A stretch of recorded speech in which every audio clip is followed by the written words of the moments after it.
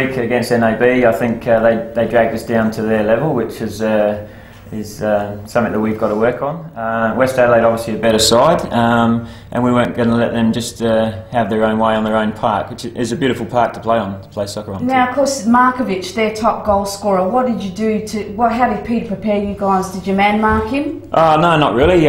We just zoned really, and just picked up the loose guys as they sort of came across. Yeah, for sure. Now that decision there, if you do watch that carefully, very, very interesting decision. 2 yellow cards came out of that one. I'd like to supply that to FFSA for them to have a look at that. Yanni Saris, very, very hot-tempered. He could not settle down for a long time, but there you are, Peter, right behind him, just to let him know that you're there. Yeah, well, I'm not sure of the number 4's name there. That'd be Brad. Oh no, I don't know. That's not Brad. Yeah, well, he was pulling on my shirt, and it's only just new, so I just told him to let go. That's the captain. That's the captain. If he wanted your shirt, he should have waited to the end of the game. That's right. Yeah, I told him it was a brand new shirt and to get his hands off. But, yeah, Yanni's a funny sort of player. I think if he just played soccer and he would be an outstanding player. And forget all the argy-bargy type stuff. Here you feature again, Peter. Yep. And I think you're going to be having a few little words with the ref shortly. Yeah, he was just asking me out for dinner. That was all. Yeah, me and Tony get on quite well, so he was just settling things down and etc. He's obviously quite adamant that you were buying. Yeah. This was a real interesting match. Look, at one stage I thought that they were going to pull Yanni off because he just could not settle down, and it is very disappointing because he's a great footballer, and when he lets his temper get in the way of his football, it's just detrimental to him. Definitely, that was one of our sort of little game plans, if we can let that out, is to make sure we upset him a little bit because he goes off his game, and then while he's off his game he's not doing the job he's out there for. So. I did notice there, Peter, as a team Enfield, you get into the right areas of the pitch around the 18-yard box as well, and certainly a lot harder at the ball. Which is something that obviously Kenny Toss has brought to the team. We've been working on a lot of drills this year, shooting and stuff like that. Even That's myself. a great bit of play there by yourself. Yeah, I've noted that, and I've told my son how good it was. So yeah. No, it was. You did have your chances, but look, unfortunately, they've got a great defence as well. Yeah, they did, and probably the last 15 to 20, they really put a lot of pressure on. I actually came off with 15 to go. And so that's the reason why. That's the goal there. That's a very well taken header. Yeah, it was. Yeah. It was a beautiful header. He made it lovely. So, yeah, the last 15 to 20, we probably lost our way a little bit. They were good in the aerial. But we managed to hold them out for sure. Now, your keeper had a very busy match as well. Yes, Ian Kirk. Yeah, he's from amateurs, I believe. Ian's been.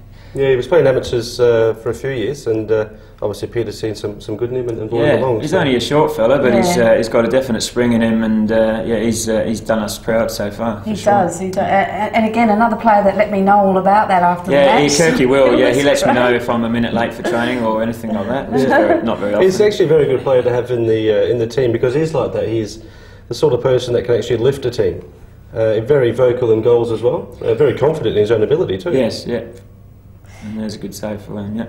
Yeah, definitely. At this stage of the game, West Adelaide started to get on top of you. Yeah, definitely. This is the period I was talking about. Tyson Prescott come on there, and we seemed to lose our way a little bit up front. We didn't really have our hitman up there, and they kept bombing it in, and I think they had probably 15 to 20 corners in the last 10 minutes. So that's a good save. Carl Robinson took it on himself to have a shot, run down, have a shot, and it was a good save there. It was a very good save. Yeah, definitely. Those sorts of things keep us in the game. So, and Kirky earns his money there. So. One thing I noticed in the highlights there is both teams are very good at getting in behind the other defence. Yeah, we've worked on that a fair bit. We've got some fairly athletic guys out in the park there, and they're getting the ball in, so it's just a matter of us taking our chances now. And it was a great opportunity there by Prescott to be able to put you 2 goals up, but it wasn't to be. No, not to be. It would have been nice just to take the pressure off with a few minutes to go, for sure. Definitely. So let's have a look with that match and with that result. Let's have a look at the table after round 3 for the Divine Home State League, and it's sort of still pretty close at this stage. Seaford way on top. I mean, who would have thought? The Seaford fans must be going absolutely. You think I'm smiling? Let's see Benny. They are smiling. They are jumping out of their skins at the moment. And as I said, they've got to keep going with it. So they're on top with 9 points. The Cove sitting in second on 7. Port Pirie on 6 points. Now that was a good win for you, Peter, because now you're sitting in 4th spot. That's correct, yeah. And we play Port Pirie this week as well, so it's in our own hands. Is that at home, Peter? No, it's away. We're travelling up there 7 o'clock in the morning. I think we're leaving Enfield, so be a nice early one for us. Well, it'll be a good match for you then. And of course we've got Northern Demons on 4, West Adelaide on 3, NAB 2, still with a game in hand because they've had the bye. Playford also having the bye on 1 point, as are Toros, Gawler and Noarlunga. So a bit of a tail wagging there at the bottom there. Fixtures for round 4. I want your predictions, fellas. Very interesting matches again across this league. As we talked about, Port Pirie, you guys are travelling up to Port Pirie for the weekend.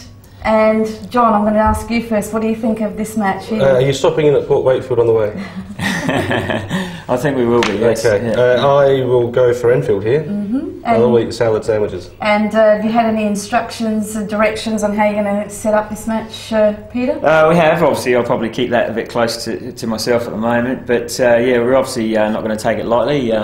Port Pirie up there. They won't get it up there, so they're not going to see it. Oh, they don't get it, so I can spill it. No, most of their players are from here, I think, at the moment. No, that's true. Yeah, no, we're going to go up there with everything we can. We need the 3 points. We've a couple of draws, which we probably should have won. But now we're back on the winning circle and it feels good. So yeah, we're going to go up there and give it our best shot and hopefully... Well, we actually played them in the Cup last year down there and they gave us a very good fight in the first team, didn't they? Yeah, they do. It's in this league, like you said before, it's some teams do bring you down to a different level. NAB, their change rooms, etc., all those sorts of things, you've got to try and get over those few hurdles and different pitches as well, surrounding. Some that haven't even hardly fenced, which is... It's amazing when you're supposed to be able to meet certain criteria, isn't it? That's right, yeah, some of the criteria is not the best. Whereas West Adelaide, the pitch was superb, the change rooms were excellent. Yeah, lovely large change rooms. And I must mention that was at City Mazda Park, so it's the SANFL West Adelaide's ground, home ground, which is where West Adelaide's going to be playing. So it was brilliant for filming, I must say. It was just brilliant, as you saw from that footage.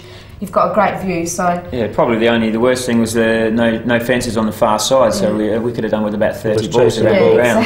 Exactly. Especially with your shooting. Exactly. When they were 1-0 down, they soon got a few balls around though. Yeah, they sure did. And now we've got, just going back to the fixtures, we've got Gawler at home to West Adelaide, Toros at home to Northern Demons, Noarlunga at home to NAB. Noarlunga in crisis at the moment. They've got to get a few wins on the board, and also the Cove play Playford at the Cove, so hopefully they'll be able to bounce back from their draw and get more points on the board. Playford aren't doing that well either, Mr. Puddler, so be interesting to see what they come up with this week. No, Errol was out there to watch us when we played NAB the week before because he had the bye, so he mustn't have been watching too much and drinking too much. Well, I spoke with Errol midweek and I get on with Earl very well, and I would think that perhaps Playford would get a result here. Well, hopefully they will, because then they can get on their merry way to charge for promotion as well.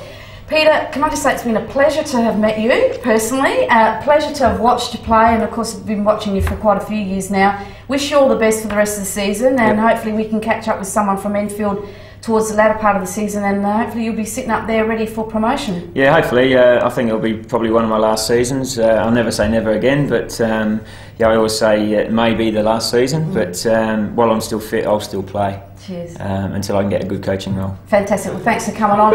We're going to take a short break and we're going to be back with our Spotlight segment, so please don't miss it because it's got some great information coming up for you. Here we go.